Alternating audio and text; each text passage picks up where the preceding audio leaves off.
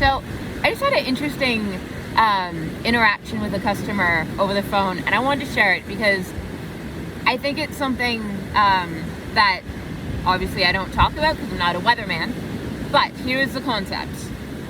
We were talking about meal programming, my bread and butter, and she was like, Maddie, where are you? I can hear water. I'm like, oh, I'm out doing my lake walk. I live really close to Lake Ontario, so I love getting out here to take my customer calls. And she was like, ugh, but it's raining out, it's cold. And I was like, that's true, but we have two options, and it's the exact same in the food world as it is to anything else that you want to apply into your life. In the food world, you can say, I hate broccoli, I hate ginger root, I hate beets, I hate fill in the blank. But you know it's good for you. Or you can be like, you know what?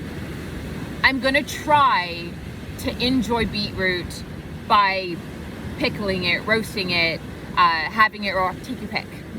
And so when it comes to spending time outside, it's the exact same concept, right? I could either say, and I used to be this person, I used to say, I hate being cold and I hate being wet.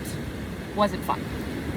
But instead, I've worked on shifting that to, oh, it's raining out? Okay, that probably means that it's going to be a lot less busy on the walk. AKA right now, there is no one on the beach and I'm just sitting here talking to myself at my phone.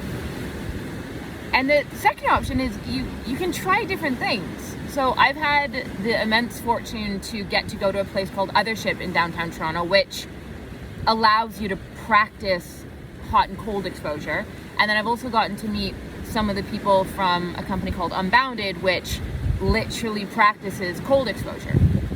And through getting to meet these people, they've shifted my concept of what it is to be a Canadian, because that's the honest truth. I used to say I only liked the winter because I'm a snowboarder, but I used to maybe snowboard 4 or 5 times a winter. And by changing